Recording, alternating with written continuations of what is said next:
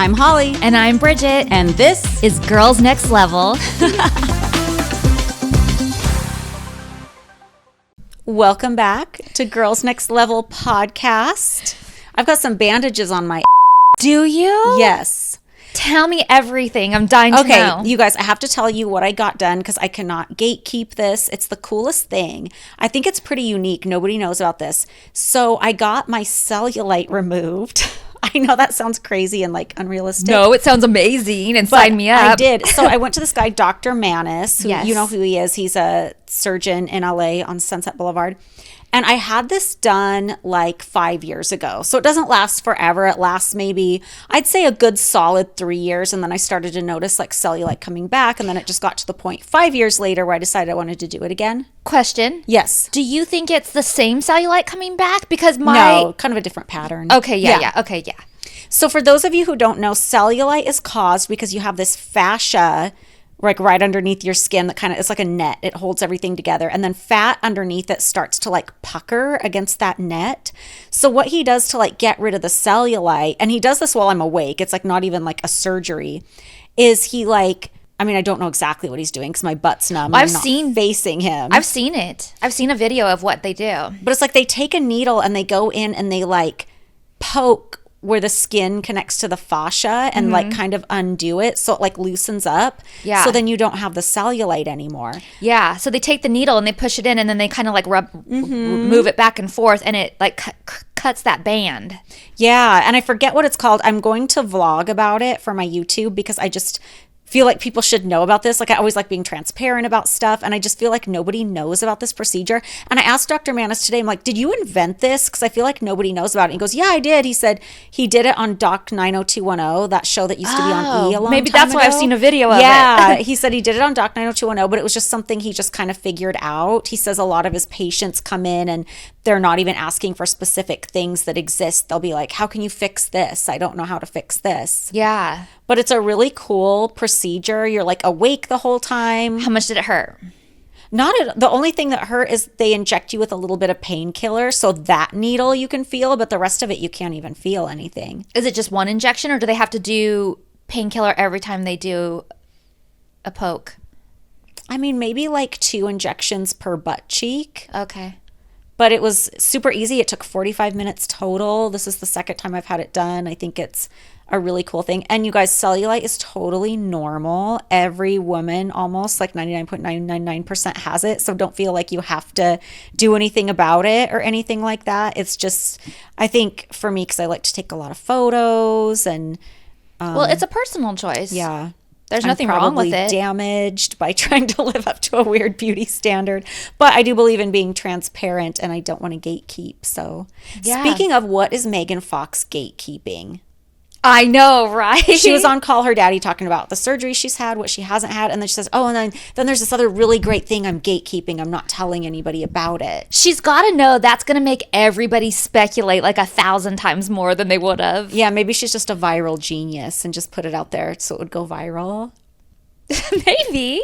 Everybody I see on TikTok who's speculating thinks it's a labiaplasty, but I feel like that's not a new thing. Yeah. I feel like labiaplasty isn't like a big secret thing that nobody knows about. No, and you wouldn't even, like, I don't even know why you would tell somebody if you had that done because it's such a private thing and it's not like anyone's going to be like, wait, did you do something? I think that's why people think that that's the one she's gatekeeping, but it also doesn't make sense because she made it sound like it's this really cool thing that nobody knows about. Yeah, that wouldn't be that. Yeah. I think it's a face thing. Me too, and I'm thinking I'd probably want it, so spill the beans. Yeah. I So feel like it's curious. something that's like face tightening. Probably because she was Which- going in on how she's never had threads and never had a facelift, but she's not opposed to it. And she's had 3 kids and her face is tight. Yeah. So I'm curious. Maybe it's like some new laser that like really tightens up the skin or something. Yeah. Megan, reconsider. Let us know. Or like hit us We up just- and just tell us. Yeah, we just need to know. Megan's very witchy, so maybe she could just like put out the intention and I'd pick up on it. Oh, and then all of a sudden you'd find it. Yeah. And be like, oh, this is what I need to do. Hook me up, Megan. So today, speaking of witchy, Our episode is called Girls Will Be Ghouls. It is our second Halloween episode of the series. This is season 2, episode 12. It first aired on October 15th, 2006. So right before Halloween. The number one song in the UK at this time was Welcome to the Black Parade by My Chemical Romance. The number one movie was The Grudge 2. Remember that noise? Yeah. And the majority of this was a pretty fast turnaround because the majority of this was filmed in September 2006 because a lot of the Halloween footage is the previous year's Halloween footage, but then like the haunted tour and stuff, that's all like what we really did for your birthday. So this is kind of a birthday episode too without saying it's a birthday. Kind of is. You know what we actually did for my birthday is me, you, and my mom went to Universal Studios. Yeah, I have a ton of pictures from that. Me too. We can post those too. But on our Patreon. We did this like early September. So I think we kind of did it as a birthday thing. Yeah, that makes sense. That's how I made everybody come. Yeah. Forced. Kendra. That's how I got her to do it. Yeah. So it starts out with like the Halloween props and lighting at the mansion, which is always so good. It's such a good mood. I love the Halloween episodes. They're some of my favorite. I think just because they're so lighthearted and drama-free. It's never about the girls not liking each other. It's never about what's our dynamic with Hef. It's just a time when Kevin felt free to just do a fun, cartoony episode. Yeah, and there's lots of special effects in this one. I know. Lots. It's so funny. Lots and lots. So, I love it so much. I point out some of them, but I don't even think I point out the half of them. Yeah, there's like lightning and sound effects and little orbs Eyes. and eyeballs popping out and growls. screams. Yeah, people turn into skulls and yeah, screaming and it's stuff. so fun. I love it all. I eat it all up. And obviously, like we said, the Halloween footage, including, I think, Pumpkin Night, was from the year before. And it cuts to me in my room and shows me in the med room because I just got done decorating for the Pumpkin Night. They kind of show this a little out of order. It's kind of choppy, I feel like. Yeah, for sure. But I'm just getting done decorating for Pumpkin Night and I have to run upstairs and start changing. I have my French maid headband on already.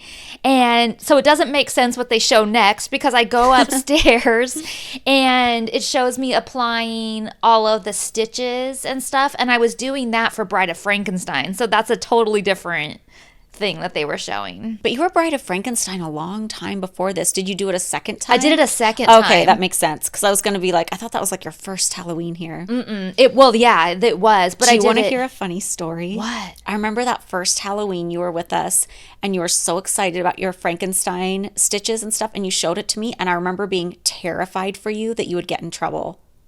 Really? Yeah, I thought, oh my God, Hef's not gonna like it. Because they were too gruesome? Yeah, like I didn't say anything. And obviously you didn't get in trouble. It was fine. But that was just my mindset at that time. Like I remember you showing me that and I was thinking, oh my God, she's gonna get in so much trouble.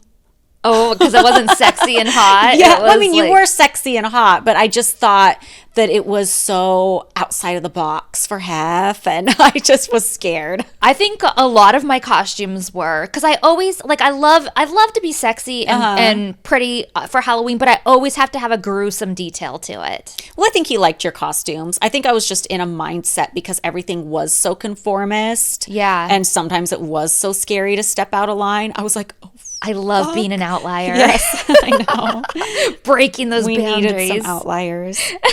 And I say it's a holiday where you can go all out and you can be as themed as you want to be and you can be whoever you want to be because you can dress up in costumes and blah, blah, blah. And I still believe that today. Like, I feel like Halloween, one of the things that makes Halloween so amazing is you can do whatever you want and nobody's going to be like, whoa. Mm-hmm. And rarely will people even be like, well, that's too far. I mean, there are a few things, but like usually like it's sky's the limit. Totally. And I just loved having that kind of creative freedom and the opportunity to do that and knowing that no one's going to judge me that day because it's Halloween or I'm at a Halloween party. It shows Winnie in her Zero costume. Cute. Which I love. And my room this year is decorated so good. Was that the year you had the wallpaper and yes, stuff? Yes. And I'm bummed because, like I said, they are showing this all out of order and choppy. And so in the beginning, my room is totally decorated, all done. But it's actually later in the season because you're going to see when Elvira comes up, which is coming up in this episode, it's all pink. You're right. I didn't even think about that. It really jumps back and forth. And not only that, but my bed too. It's right when I'll get to it, but it's right when I got my round bed. So my round bed is in there, but there's no custom. I don't have any kind of bedding for it yet because it's a round bed. So I had to have it made. And yeah, everything's just sort of a mess and in transition at this point. Isn't it funny how round beds are supposed to be sexy? And I know that's because of Hef, because he was like the first one to like do a round bed in like a high profile way.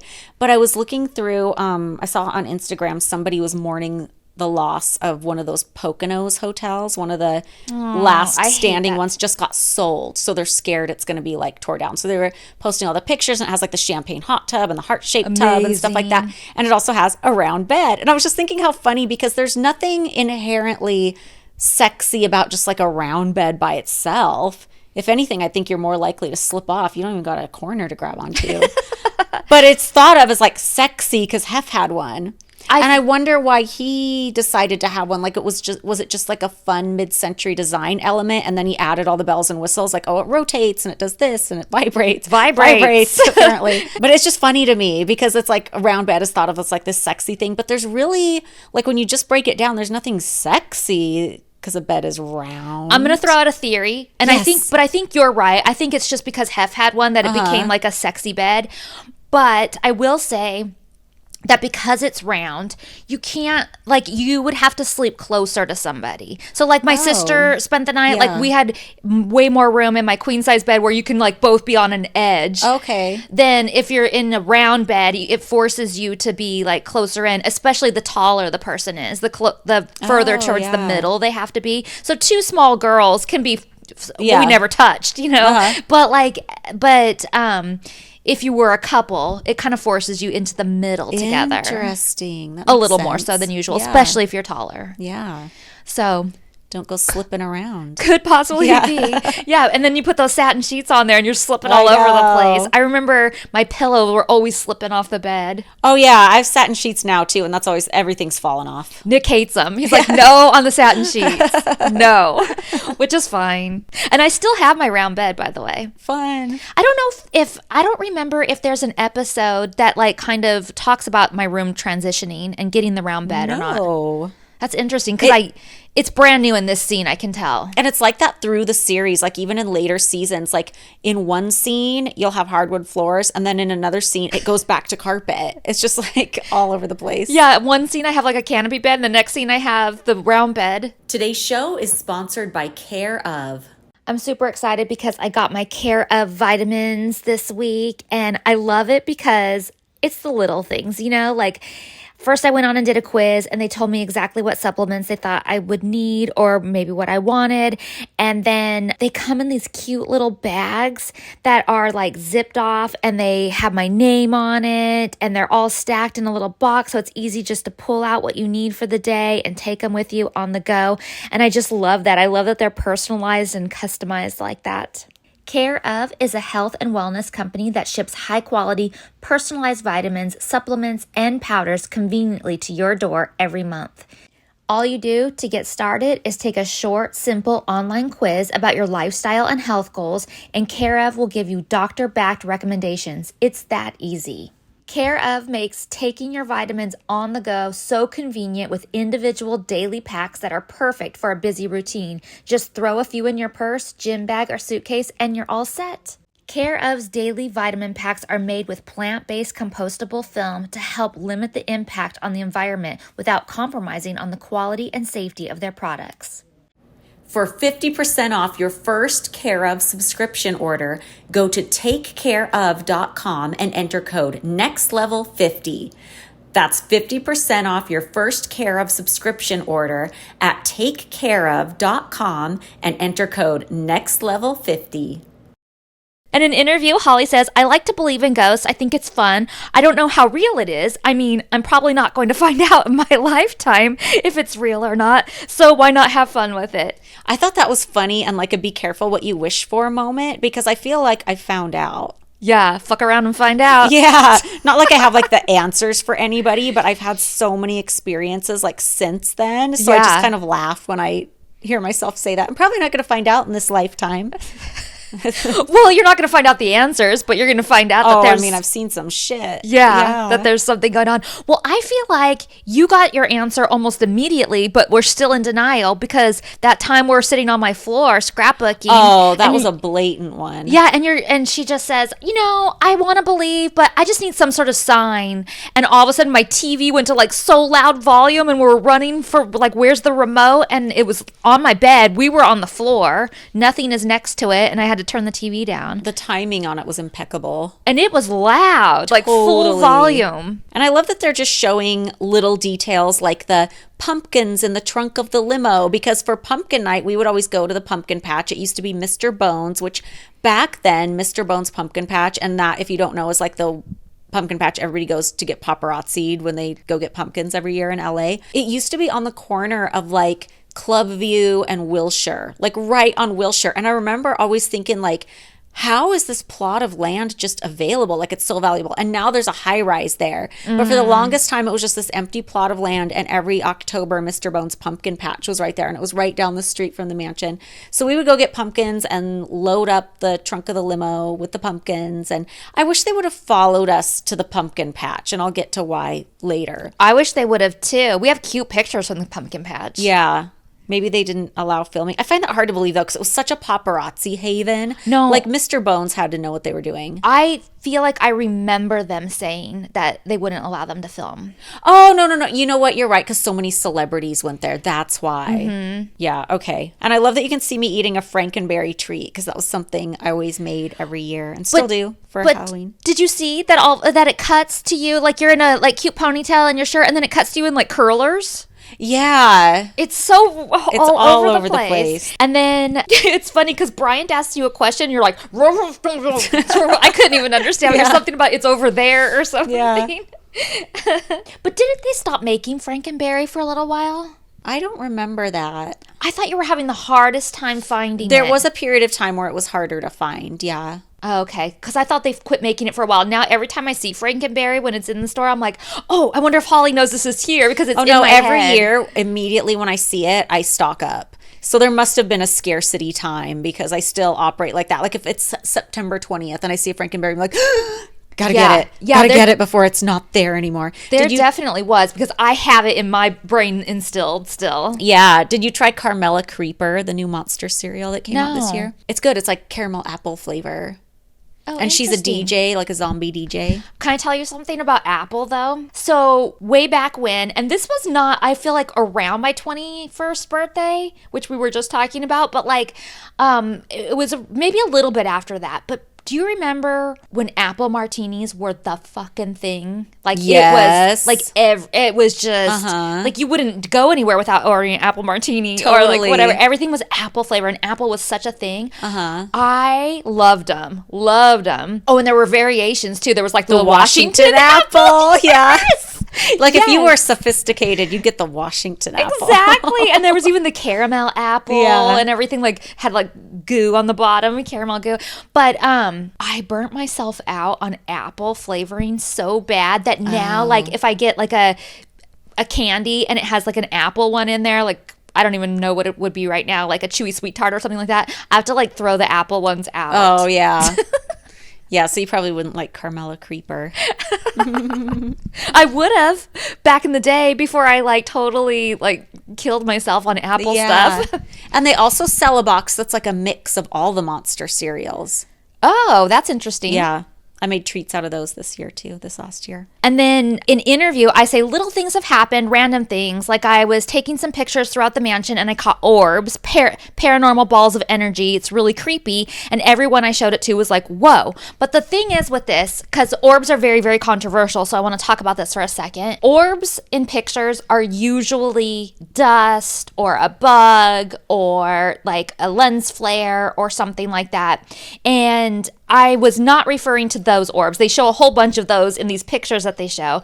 The one that I'm referring to is I was taking pictures for my Clue birthday party, and I took a picture of the Great Hall, and above the chandelier is a giant, It looks like the moon is in the house. It's huge. And they do show it, but they show it so up close that you can't tell the size or like really where it is or anything like that.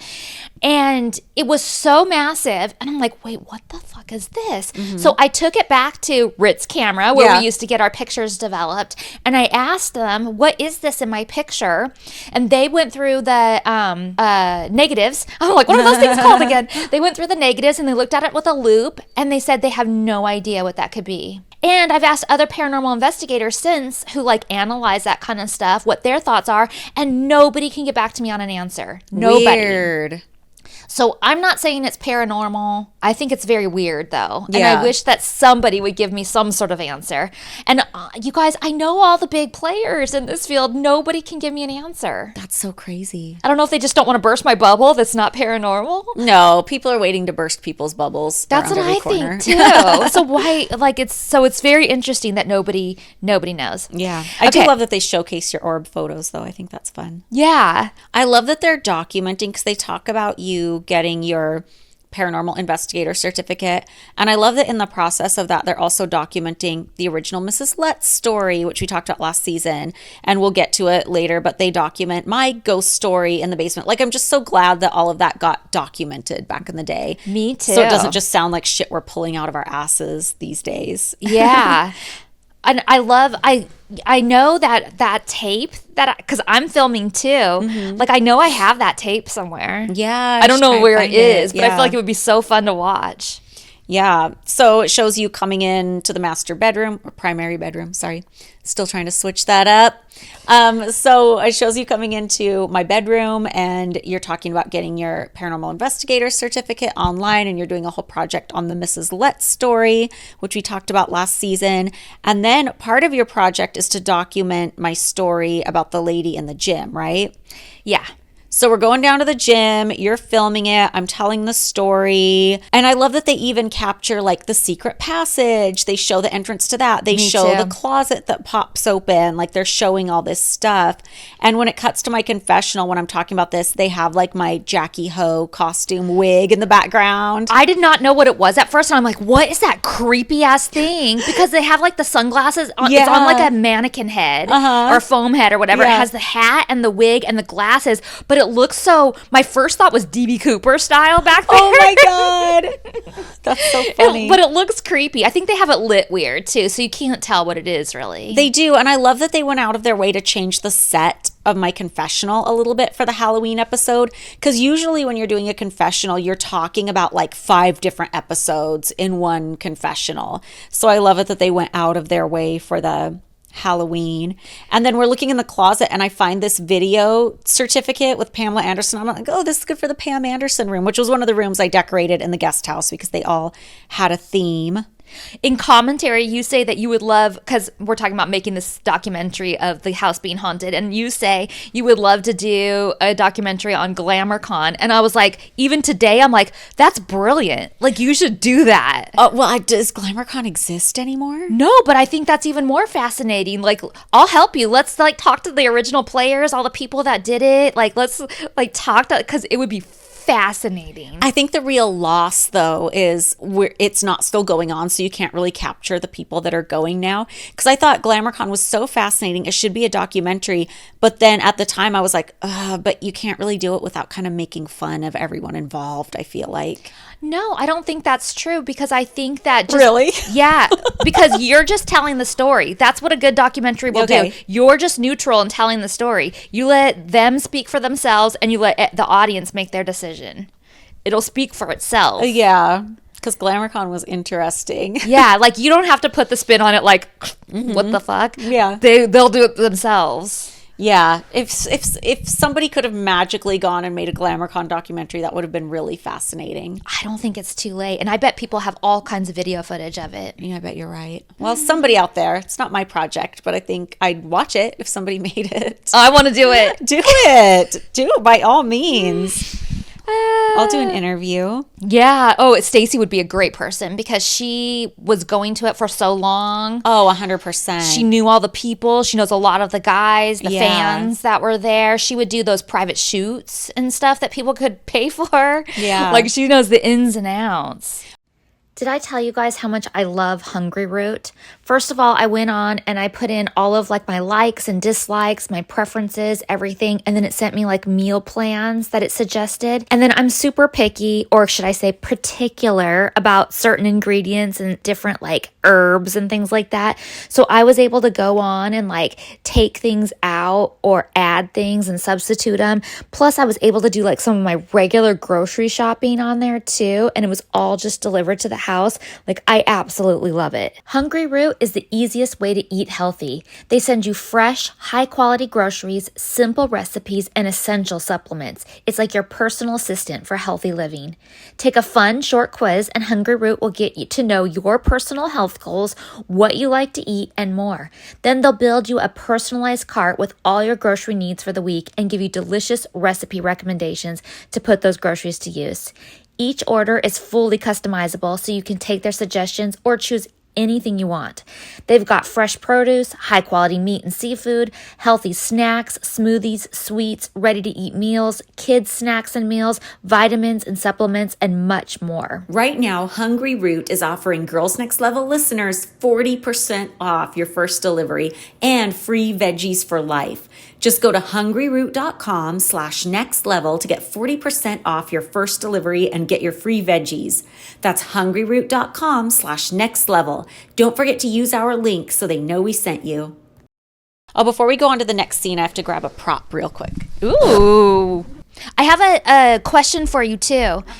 When we're heading down the spiral stairs, I say, yeah, I just want you to recreate this and stuff. You said, well, what if I don't want to recreate it? Was there hesitancy for you, or were you just like being silly? I don't remember, but my instinct is if I hesitated about anything paranormal, it's because I felt like Hef didn't like me being into it. Oh. But you did it because he knew we were doing this for the show. Yeah. So it was probably okay somehow. Yeah, I really don't know what that comment was all about. So this is, if you're watching this on YouTube or Patreon, this is the DVD. It's Hef's Halloween Spooktacular starring Elvira. This is the back. And did this air anywhere? Like, this wasn't one of the A&E specials that Kevin did for Playboy, was it? I have no idea. I think it was just straight to DVD because Playboy was in the DVD business. Mm-hmm. And there's not even a description on the back of it. There's just random pictures from the Halloween party. And well, it must speak for itself. Yeah, it speaks for itself. Playboy presents Hef's Halloween Spooktacular, hosted by Elvira, Mistress of the Dark. I really should have watched this ahead of time so I could talk about it before. We can do a special on it around Halloween time. Yeah, we should do that. Like on our Patreon, we'll watch it and react. But what I remember about it was they were documenting all the setup for the Halloween party, kind of like a behind the scenes, what goes into this. Elvira hosted it, and then it was like footage from the Halloween party. Yeah, that's what I think it is too. It's more about like what goes into having this like big event. Yeah. And then you get to see the event. Yeah. Yeah, that's what I think it is too. I don't know that I've ever actually watched it. I mean, we must have at some point. Like, I can't imagine Hef didn't sit us down and all watch it, but maybe not. I don't know. He might not have been as into these as he was like the more personal stuff. Right. But yeah, we'll get into this on Patreon one day. I like how in interview you say that this whole ghost story may have just been because you were working out and you hardly do that. So your brain just might have been like, what did you say? You might have had a brain attack or something, and it shows your head popping open and your brain like. I know, they do this funny graphic. I love it. And then I'm curious, you're wearing a braid across your head. Is that a fake braid? Yeah, I wore it a lot around this time period. I wore it to Midsummer Night's Dream because I was just going through like scrapbook photos, and I wore it like a handful of times. It's just like one of the a headband that looked like hair. Yeah. And another thing I wanted to comment on that whole scene is I love how we do it in the dark. Like we're really doing like a ghost hunting show type of totally. thing. Like there was no reason we needed to do it in the dark, but like funny. Here we are in our night vision. Didn't you find something else in that closet too and they cut it out? Probably a picture of Kimberly. I would think. Oh yeah. Because I have it here. In commentary, you say they took out the funniest part of that whole scene because you open up that closet and you pull out a picture of Hef and his ex-wife and they put it and you screamed or something like that. Yeah, and I don't remember one of them together, but there was a giant like life-size poster of Kimberly in there. That's funny. Okay, so the next scene, gates are opening, town car is driving up the driveway. They open it up, and it's Elvira, Mistress of the Dark. And I don't know if you guys have noticed, but this is not an Elvira costume or anything, but I thought it was a very Elvira dress. It's like an Elvira bound. Yeah. Oh, yeah, I'm Elvira bounding. Yeah. It's got the big old slit, the cleavage, the most important part. Yes. I don't have a dagger or belt or any of that kind of stuff, but maybe I'll be here for Halloween this year. Yeah. I had never met her before, but obviously, like, as much as I love Halloween and horror movies and all that stuff, I definitely knew who she was, and I definitely was excited to meet her. So this was like kind of a big deal for me. Mm-hmm. And she comes in, and she's kind of like in the Great Hall, can't find anybody, it's quiet. During the day, it always is pretty quiet around the mansion. Yeah, for sure. Like, I think people are surprised that aren't there all the time, you know, like that they think it's just crazy all the time, but it's quiet like that a lot. Mm-hmm. And then she kind of goes around the corner and finds Kendra in the dining room. They say hi and, you know, kind of have like weird, awkward talk at the dining room table. And Kendra has no idea who she is. Do you think this scene was kind of set up? Because I feel like the way Kendra goes and introduces herself says to me set up. Me too. Because I feel like if somebody in a costume like that walked in and she was just downstairs eating, she'd just sit down there eating. And she might like say hi and stuff. I don't think she'd get up and like introduce herself in a professional manner. That's what I think too. Yeah. I totally think this was set up. That's kind of what the giveaway is. Yeah, I think that Kevin was trying to create like a contrast. Like, here's Bridget is just like dying to meet this person, and this is like her horror icon. And then there's Kendra who like is like, who the fuck are you, and why are you dressed like that? Yeah. That's what I think he's trying to show. I like when she mentions too short, and then Elvira goes, it's hard out there for a pimp. Yeah. And Kendra goes, you're right. Yeah. That's what they connected on. And then Elvira walks into, I think, the living room where Hef is. Can I say one more thing? Yeah. But in here, that so in interview, Kendra says that she thinks that Elvira's hot and that her boobs hanging out and stuff like that. And she said that after that aired, that she was getting Kendra was getting all kinds of messages saying that she was a lesbian. I remember that. And I remember Perez Hilton used to call her a lesbian. I just think it's interesting that maybe it's just back then. I don't know how it is now, but maybe that when you can admire the female body, even though you're a female and you think something's beautiful, like she has great boobs or whatever, that's suddenly you're gay instead of just like appreciating the female body of someone else. I don't know. I feel like that's it's interesting, I think. Yeah. Whether it was that time frame, if it's still true now. I don't know. Yeah, I don't know either. And then so Elvira walks into the living room and sees Hef. Hef greets her and stuff. I love how she does the wiggle over. She goes, and they play that little noise. Scooby-Doo noise. Yeah, I love it. And then I forget what she says leaning up to this, or she says something like, you can always get new girls, or he says that. Oh, I have it here. So she's telling him that he has such great taste. She's talking about the house and the way he's dressed. We're like the Addams family here, and that she fits right in, and that, you know, she wants to get pictures later for her Christmas card. I wish I would ask her. I need to ask her if she ever used it as her Christmas card. Oh, yeah. And he says, that's a good idea. I'm going to use it as mine too, the picture as his Christmas card. And he said the girls might be a little upset, but hey. And she says, well, you can always get new girls, right? Our biggest fear. But doesn't he say something after it? Like, and he absolutely, says, but he says, that's right. Easy come, easy go. I don't like his attitude there. I really don't. And I think they're 100% just joking around. She for sure is. Like, she's fully like playing a part and being funny. But his tone, I felt like, was rude and not totally joking around, and I was like, ew, fuck you. I know. I felt like I even felt that way at the time too. Now I look at it and go, he's joking, she's joking, like whatever. But like, I do feel it, and it's because it's such a triggering thing for us because and I don't think we had any worry at this time. Like, I think we were solid, all of us. And I don't think that he was wanting anybody in, and everything was good. But just hearing him say that and being so flip about it is like hurtful. Then it shows us peeking over the railing. Yeah, fans peeking down. Yeah, because I was so excited, but at the same time, like, I'm sort of shy when it comes to stuff like that. Like, I don't like approaching people, even though she's in our house, you know, I still feel like very nervous. And I definitely didn't want to interrupt like what they needed to do. Yeah, well, also, we never knew when we were welcome with stuff like that. Like, if Hef was filming something, obviously sometimes we would be invited or, you know, supposed to join him for certain things. But we didn't always know if we were welcome to stuff like that. Like, it wasn't really casual, like, oh, this is my boyfriend filming. Of course, I'm going to pop down and say hi. Like, we still had that feeling even then of like, oh, if we go interrupt, we might get in trouble or yelled at or something. Yeah. And I think it's so funny. She's like looking up at us and she goes, I'll never be as beautiful as her. We might as well just jump. Yeah. And Hef says, we're talking about moving her in as a new girlfriend. What do you think? And I'm like, she can share my room. And that cuts to me in confessional rolling my eyes and they put like green eyes. And they put like a snorting noise. It's like, I know. It's so funny. It's so scary. Oh, and you say in commentary that the fans were taking this scene totally serious and then saying that he shouldn't make Elvira a new girlfriend. Oh my and that gosh. people wrote to you saying that she was mean. Oh no, wait, I say people wrote to me saying that she was mean to me.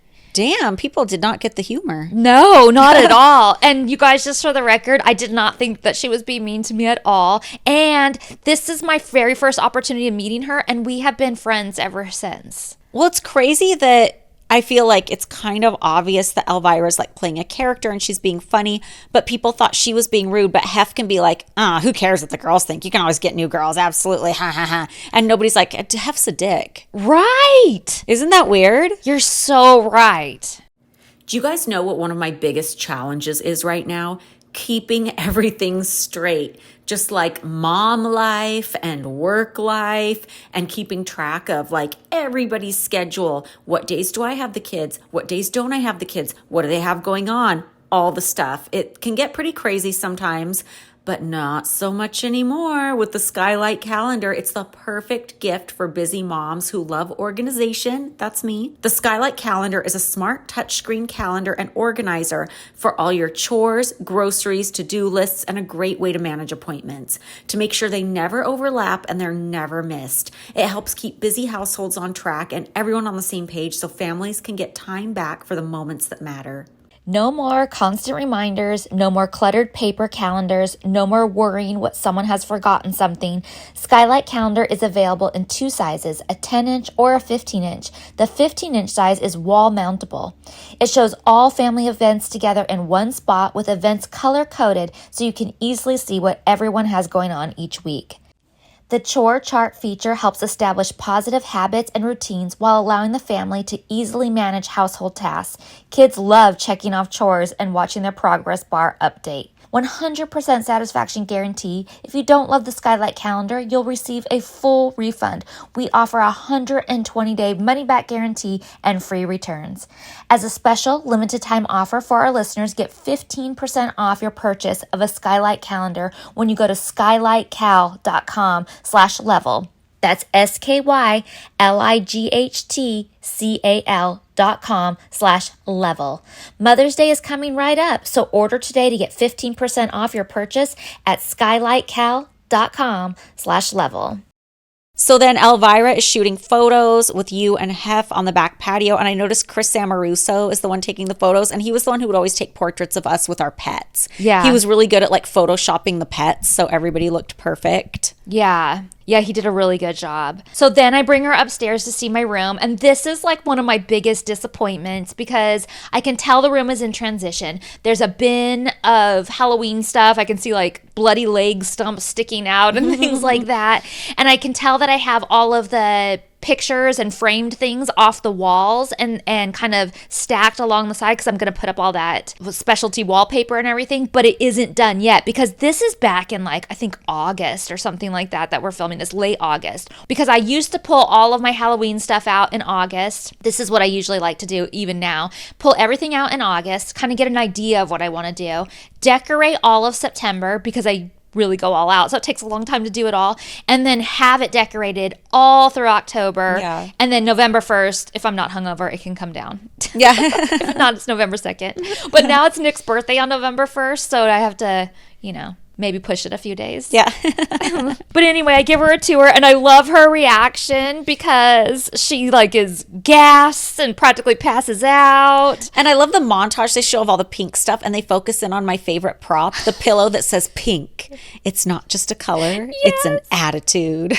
Yes. And I'm saying, oh, I have Woof Woof dolls though, and I have a spooky Barbie collection, and I have Woof Woof in a cradle. She's like, that's so Rosemary's Baby. It kind of is. It is. What do you think Rosemary's Baby looks like? Because if you guys don't know Rosemary's Wait, Baby... I think they show it for a second. No, I don't think they do. Wait, okay, I haven't seen the movie in a really long time, but I thought at the very, very end... No, she just looks in. I mean, I'll double check this before I let this play out. But the way I remember Rosemary's Baby is she looks in the bassinet at the very end, and you don't see the baby. You just see her reaction. She goes, oh my God, it's eyes. Oh, that gave me a chill. So what do you think Rosemary's Baby looks like? Well, because I thought I saw it, so I have a vision in my head. What does it look like? It's like okay, how do I even describe it? It's like a little demon thing. Like, I'm trying to like make the details come through. Like, I feel like I have like a blurry image sort of, but like, and it's like, if I remember right, it's like so quick. Like you just it's like a flash that they show it. But it was just like very demon like it's like a baby form, but like it doesn't look like a baby. Like it's like I picture a it a devil baby thing. with goat's eyes. Have you ever seen what a goat's eye looks like? Yeah. It has like those weird up and down pupils. Oh, my vision is not so clear that I can like do that, but I feel like it had horns and it had like it was discolored. You want to know a funny off story on the Rosemary's Baby thing? Yes. So Nick's mom is best friends with Mia Farrow. I love who played Mia Rosemary's Farrow so Baby. much. I think Mia Farrow is like the strongest person. Like just all the shit she's been through. Oh, yeah. Oh my God. You know what it the image I have in my mind reminds me of like even the filters that Kevin's using right now, where it's like there was a baby laying there, but then they project something over it for just like a quick flash. So you like think you saw it, but you're not sure if you saw what you saw. Did they ever do a remake of Rosemary's Baby? Oh, and maybe that's what I'm thinking of. Oh, here's a description. One of the most haunting and mysterious aspects of Rosemary's Baby is the question of what the baby actually looks like. In the ending, the audience is denied a clear glimpse of the child's appearance, adding to the suspense and unease. This intentional choice by the director serves to heighten the sense of the horror and unknown. All viewers get to see is Rosemary's gape-mouthed reaction to seeing the infernal child and her nerve-wracking inquiry of what's wrong with its eyes. They don't show it. I wonder what I'm thinking of that does like a quick flash. The quickest flash. Did they make a remake of it? I don't know, but for some reason you reading that description kind of gave me goosebumps. Because it's the scariest thing. Yeah. It's such a smart way to do it. Yeah. In the scene, I'm trying to get pointers from Elvira, like for my Halloween costume. And in interview, I say it was so cool that Elvira was here. I mean, who can say that they've had Elvira in their bedroom? And then it's kind of quiet for a minute. I'm like, well, hopefully not too many people. Yeah. That's funny. And then I tell her I'm so glad I got a chance to meet her, and I'm so glad that she came up to the mansion. And she's like, so like, who do I have to talk to like, she's still doing her thing, you know, who do I have to talk to live here? And then I get really serious with her and I say, oh, you have to go blonde. And then it shows her like, that's so funny. Rushing out of there, slamming the door. Bye. And then the next scene, they cut to a really cool Easter egg. Oh, yes.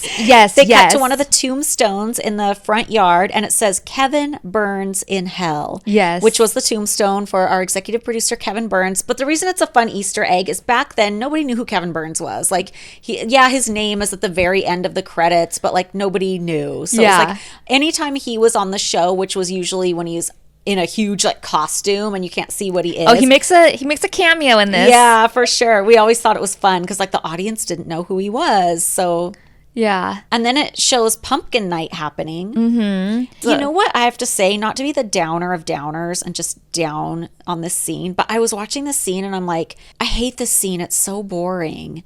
And the reason why is because it's another one of those scenes. It's just so overdone, repeated. Like this is so throwback to season 1 where it's like, here's the girls all doing something fun and Kendra's gonna walk down late to her hip hop music and do something that's a little off. And it's not like I'm hating on it because it's just a Kendra thing, because I have tropes that happen over and over in the show that I hate. Like, I hate how I'm always trying to make the Playmate house happen.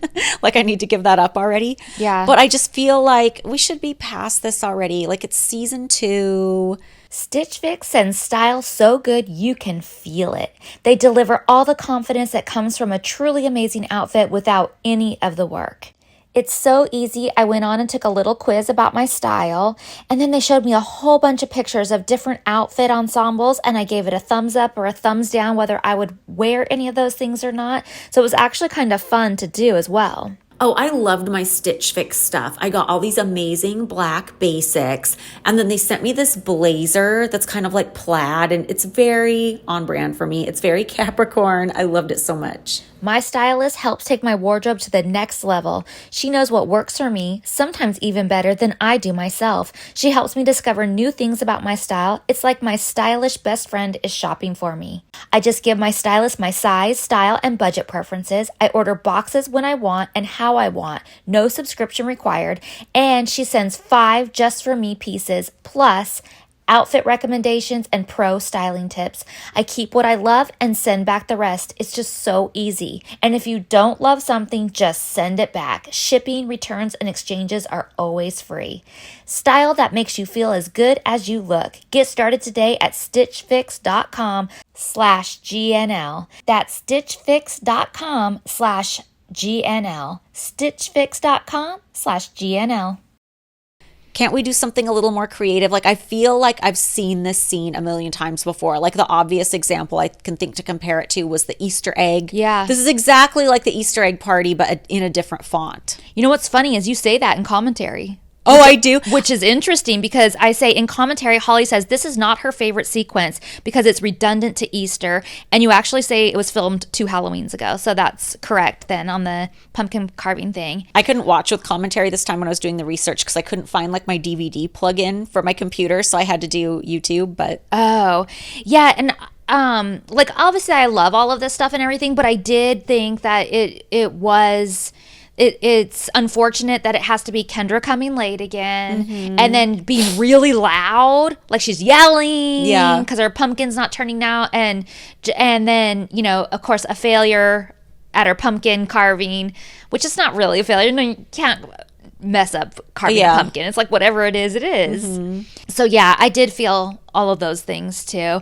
But what I hated most about this scene were the sound effects. Oh, yeah, they're a little gross. Like, I love the special effects when they do it in the show. I love anything cartoony, but it's on par with, like, the bodily function noises. So we're scooping the innards out of the pumpkin, and it's like, bleh, bleh, blah, blah. Like, it makes me want to puke listening to it. It's just so like, gross. Like, gooey and bleh. Yeah. Just disgusting. So one thing I wanted to talk about too is dial it back a little bit. So this is the first episode of like the second half of season 2. Yes. The episodes that they added on to the end. So the last thing we'd filmed before this was Kendra's 21st birthday in June. So we had like most of June, all of July, and almost all of August off before we started filming again. And the first thing we would film back is what's going to be the next episode, the anniversary episode.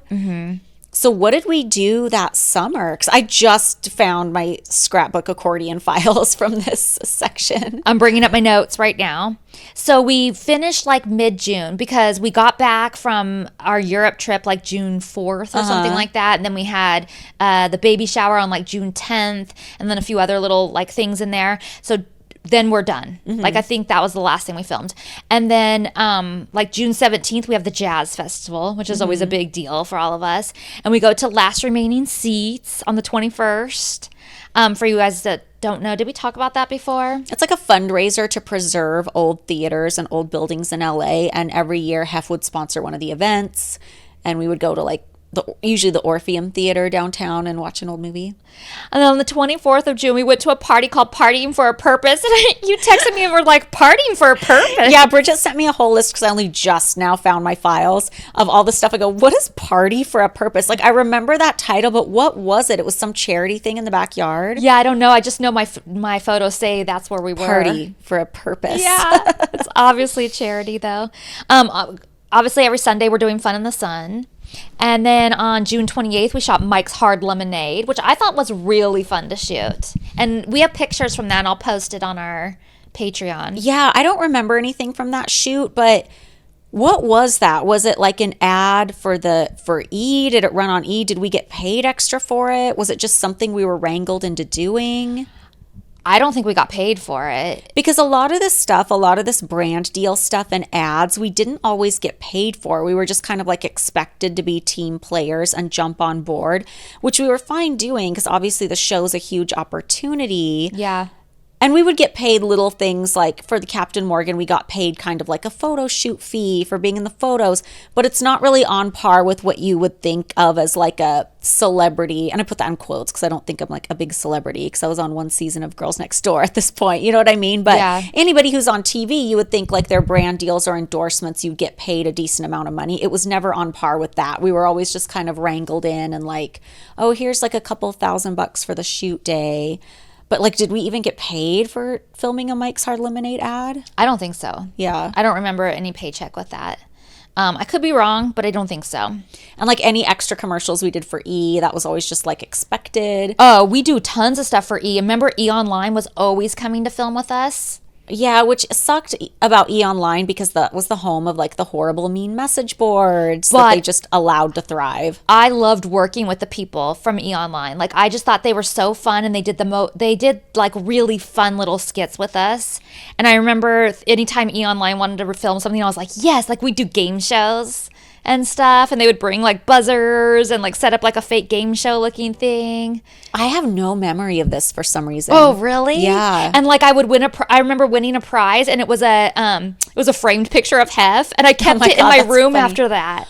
That makes sense because there are some oddly framed photos of Hef in the backgrounds of your confessionals moving forward. And I remember thinking, that's weird. Yeah, well, I shoot it with E! Online this funny. Summer because we do most of what we do. Like we have a busy schedule, but most of what we do that whole summer is promoting because this is June and July, but on August 1st, season 1 DVD is coming out.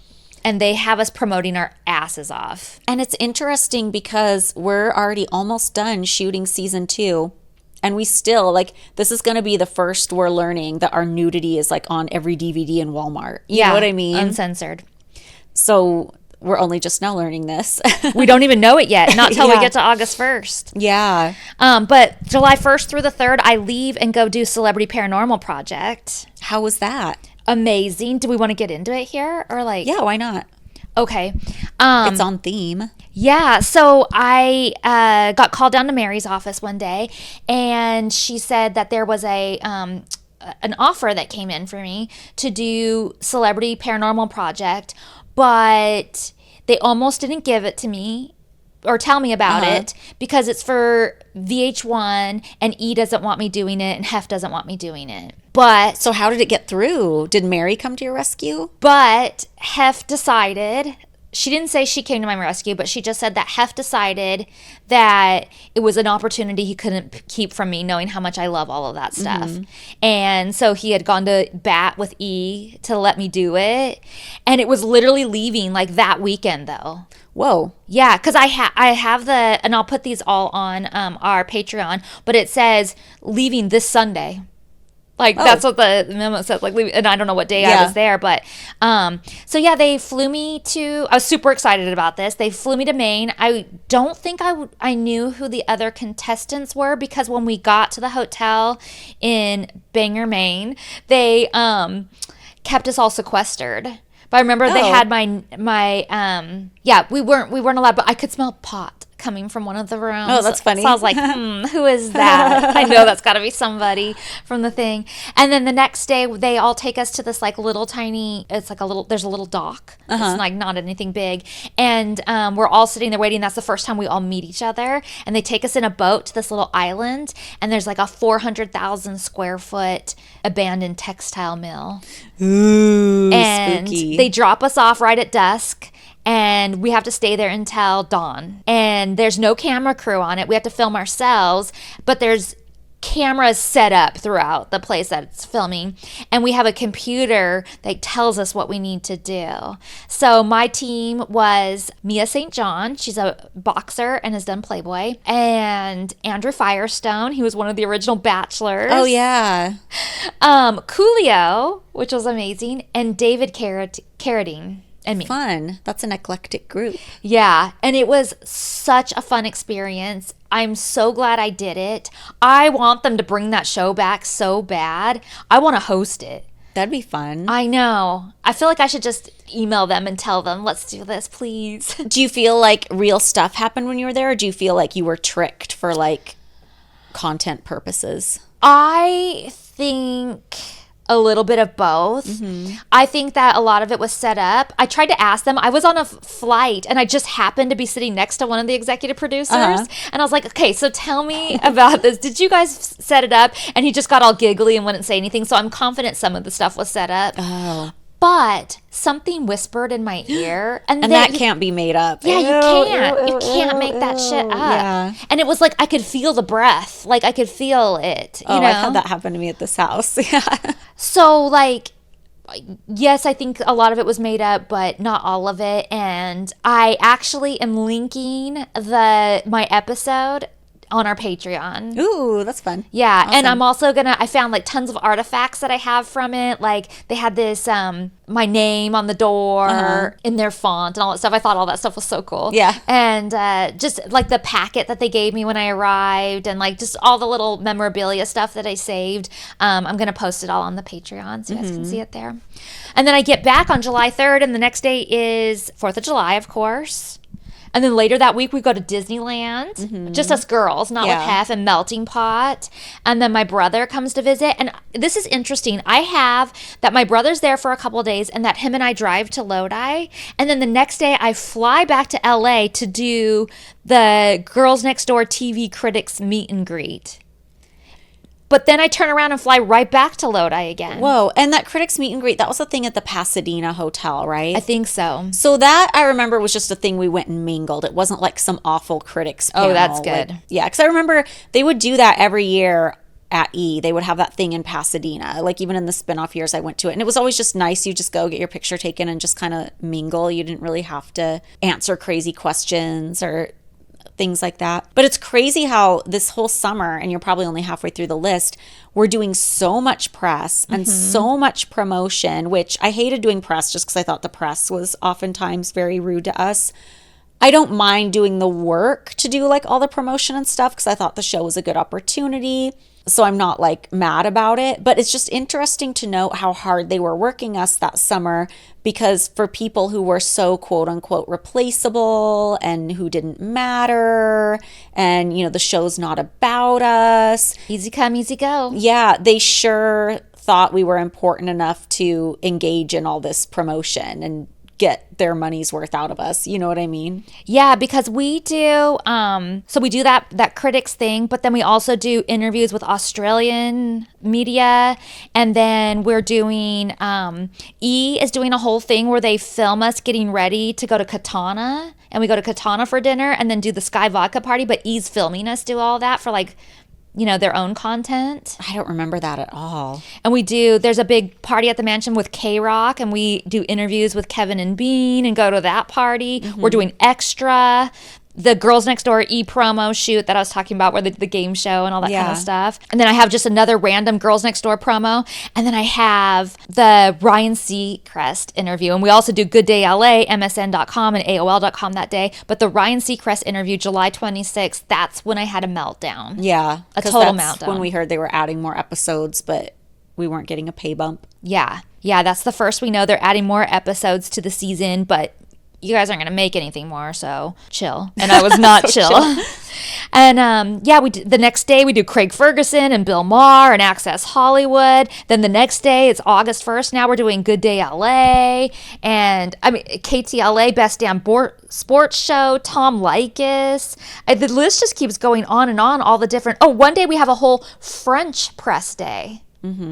Like, it's crazy. Oh, but one thing, we do go to Paris Hilton's album debut. Oh, yeah. I remember she sent out invitations to it and it had a tiara in the bag. Cute. I love that. So yeah, Stars Are Blind. I know. You must have heard it that Well, night. no, when after we recorded that, I went and listened to it, and I do recognize the song, so I do know which one it is, but it doesn't pop out to me like that I know it off the top of my head. But now I know it. I know it. And I did know it. Yeah, so that was our busy summer, and that took us all the way to August 23rd, and literally the next day we're filming.